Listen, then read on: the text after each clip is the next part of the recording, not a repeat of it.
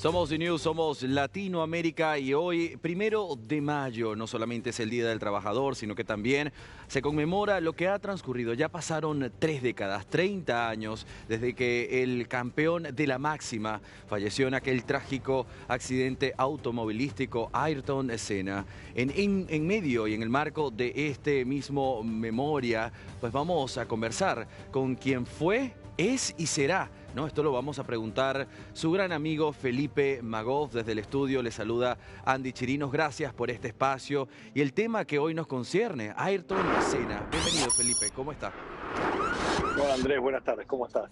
Estoy contento de acompañarnos. Yo también contento de que usted desde Miami esté en contacto en vivo, en directo con nosotros. Ya lo venía diciendo, el campeón de la máxima, 30 años han pasado. ¿Usted qué recuerda a viva voz de su gran amigo? Bueno, obviamente 30 años, parece increíble que ya hayan pasado 3 décadas Sí. de aquel fatídico fin de semana de la Fórmula 1. Creo que debe ser uno de los fines de semana más negros de la historia de la Fórmula 1.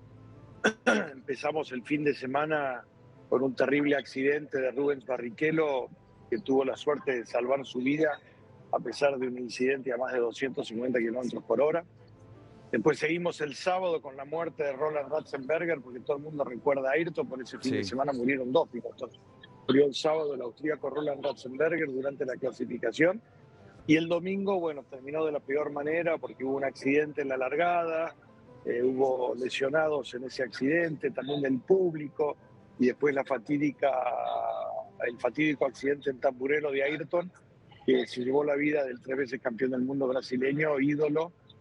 Increíble que 30 años después todo el mundo lo siga recordando como uno de los grandes campeones que tuvo la máxima categoría. Ahí quiero poner el acento. ¿Qué cree usted que hizo que Ayrton, además del notorio talento y los incontables triunfos, lo haya hecho ser alguien tan recordado 30 años más tarde? Bueno, yo creo que fue una persona muy carismática, un piloto muy, muy veloz, un piloto que yo recuerdo cuando ganó su primer campeonato de Fórmula 1. Yo no había viajado a esa carrera, pero la gente que trabajaba con él nos pidió que se quedara en Argentina, en Buenos Aires, un día escondido, Sí. porque venía de Australia en un vuelo transpolar y entonces quería llegar a San Pablo descansado. Y me acuerdo que la primera cosa que nos pidió cuando lo recogimos junto con mi compañero, con Fernando Tornero en el auto, fue que le gustaría hablar con Juan Manuel Fangio. Juan estaba vivo todavía en esa época, Juan murió en el año 95. Y bueno, y lo llamó a Juan y como gran campeón y gran ser humano que era, le dijo: Juan, hice lo que usted me dijo y con eso gané el campeonato. Y yo creo que eso demuestra una forma, estás hablando de un piloto que era su primer campeonato con un campeón Claro. argentino 5 veces, y en ese momento nadie había podido superar el récord de Juan Manuel Fangio en esa época, y después obviamente vinieron 2 títulos más de Ayrton, pero el respeto entre dos grandes campeones, ese abrazo en el podio de 1993, cuando Fangio le entrega el trofeo y él baja del podio a abrazarse con él. Yo creo que ese carisma personal llevó a que fuera tan grande y que 30 años después todo el mundo lo siga recordando, todo el mundo siga llevando esas camisetas con la S de Senna, Claro. recordándolo en todas las partes del mundo. Era un ídolo en todos lados. Felipe, en este momento tengo a la compañera de labores Milena Portela. Ella está desde el cementerio de San Pablo, donde descansan los restos de Ayrton Senna. Quiero sumarla a este conversatorio. Milena, te saludo desde el estudio. Ya estamos también en vivo con Felipe Magoff. ¿Cómo estás? Muy buenas tardes, Andy, a Felipe también. Estamos acá en el cementerio de Morumbi, en la zona sur de São Paulo, y seguimos recordando a Ayrton Senna, así como lo hicimos desde el principio del día. Y vamos a mostrar algunas cosas. Acá donde descansa también el cuerpo de Senna, muchos aficionados de todo el país, de todo el mundo, se acercaron a prestar algún tipo de homenaje a él. Acá tenemos como si fuera una combi Ujú. que dice: Senna siempre estará vivo en nuestras recordaciones. Y me enteré que estas fotos, estos murales, todo lo que está acá, pertenecía a un fan club antiguo de Senna que se disolvió con el pasar de los años y hoy pertenece a un señor que lo cuida y hace con que todos los años de la muerte de Senna sea recordado. Vamos a estar mostrando un poco más. Acá adelante también hay otra bandera, hay más fotos y está muy cerquita de donde descansan los restos mortales de Ayrton. Vamos a mostrar un poco más para que todos los puedan ver de qué se trata todo Claro. eso. A ver, vamos a dar la vuelta acá y seguir mostrando. Acá hay una bandera de Brasil donde dice adiós Ayrton. Ya le consulté al señor que estaba acá y nos comentó que esta bandera es del 95, Imagínate, 94, claro. perdón. Exacto, son fotos, son memorias muy antiguas. Me Claro, comentó que Milena. son cosas que, sí, Sí, acá sí. hay más. Acá No, podemos seguir mostrando. impresionante las imágenes que nos estás mostrando, pero ahora me genera más curiosidad saber qué le genera esto a Felipe Magoff, periodista de la Fórmula 1, quien está con nosotros. Al ver estas imágenes allí, recordar esta bandera desde 1994, por ejemplo, ¿qué sensación se tiene hoy, en 2024? Y lo que pasa es que es una sensación rara, Andrés, porque yo tuve el desgraciado privilegio de estar en San Marino el 1 de mayo de 1994 relatando esa carrera para toda la Argentina. Entonces, obviamente viví el accidente de Barrichello, viví la muerte de Ratzenberger, viví el accidente de Ayrton, transmití la carrera sin saber si Ayrton estaba vivo o muerto durante ese tema, y después, como buen periodista, productor que soy, me tomé el trabajo de irme hasta el Hospital Maggiore de Bolonia, y ahí a las 7 de la tarde, inclusive tengo unas fotos tomadas por mi persona, en el momento que Beatriz Assunção, que era la manager de las relaciones públicas de Ayrton, junto con Galbao Bueno de Globo, nos avisan que hacía 20 minutos que Ayrton había fallecido en ese hospital. Entonces viví todo el proceso, viví el accidente, viví el anuncio de su muerte. Al día siguiente me subí arriba a un avión, me volví a la Argentina, cambié de maletas y me fui a San Pablo, ahí primero al velatorio de ese martes, posterior a la carrera, y después al entierro el día miércoles en ese cementerio de Morumbí, en donde acompañamos a Ayrton junto a todos los pilotos que viajaron de todos lados del mundo y a su familia más cercana, y vivimos con mucho dolor esos días trágicos del deporte del mundo, ¿no? Porque Ayrton era un deportista del mundo. Sí. Felipe, usted obviamente ha dedicado su vida a ser un periodista, en este caso de la F1, y estuvo con los grandes hoy, por eso está conversando con nosotros. ¿Qué cree usted que deberían hoy tener los pilotos o deportistas en general que tenía Ayrton Senna?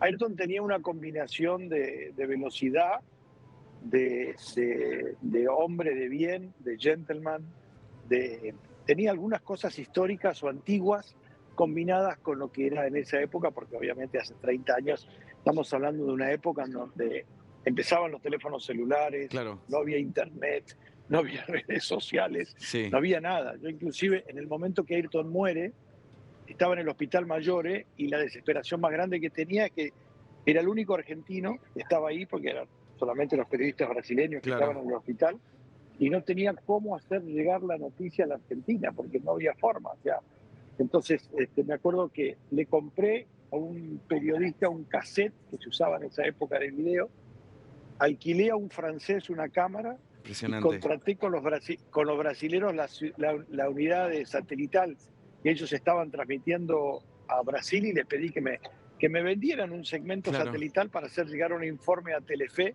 que era el canal que tenía los derechos, y mandamos ese informe exclusivo y primicia, porque prácticamente lo hice dentro de la hora que había muerto desde el Hospital Mayor de Bolonia. Entonces, son esas cosas que uno recuerda como si fuera el día de hoy, ¿no? Y han pasado ya 30 años de ese fatídico 1 de mayo del 94.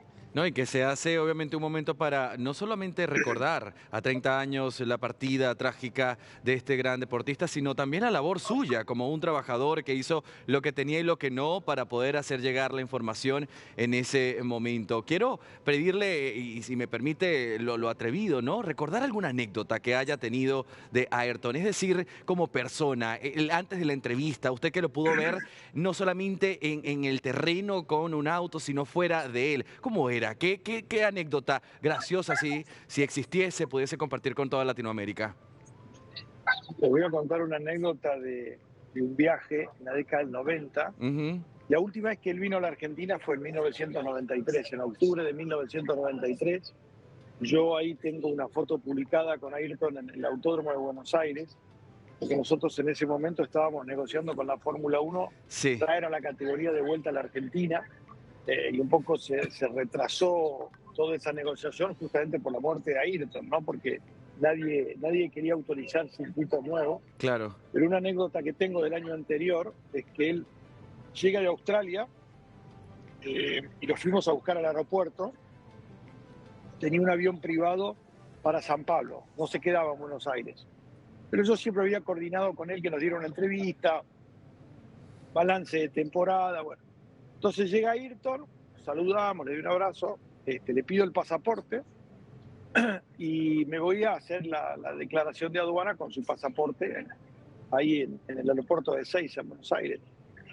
Y a los 2 minutos me llama el responsable ahí de la aduana y me llama y me dice: Felipe, ¿puedes venir, por favor? Y le digo: ¿qué pasa? Y me abre el pasaporte de Ayrton, y el pasaporte de Ayrton le faltaba la primera hoja. Okay. No tenían ni la foto, ni el nombre, nada. Entonces yo le dije: bueno, qué barbaridad, ¿qué debe haber pasado? Entonces agarro el pasaporte y me vuelvo hacia Ayrton. Y Ayrton me miraba con la mirada baja. Ajá. Yo ahí me di cuenta que sabía él lo que estaba pasando. Y le digo: Ayrton, tengo un problema. Sí, ya sé, me dice. Te falta la primera hoja del pasaporte. Y le digo: pero ¿cómo querés pasar por aduana sin la primera hoja? Y dice: no, te voy a explicar lo que me pasó. Estaba en el lounge de Australia y mi compañero de equipo, que era Gerhard Berger, me arrancó la primera hoja en venganza de otra maldad que le había hecho él en otro momento.